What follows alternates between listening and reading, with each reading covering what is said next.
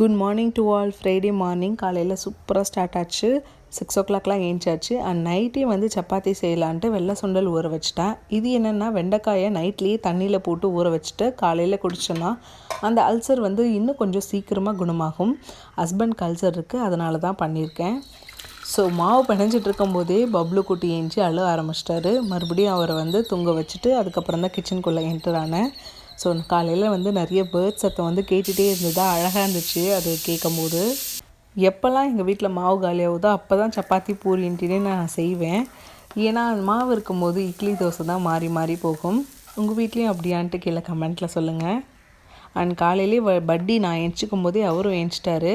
So வந்து எனக்கு பால் வேணும் அப்படின்ற மாதிரி கேட்டுட்டு இருந்தார்.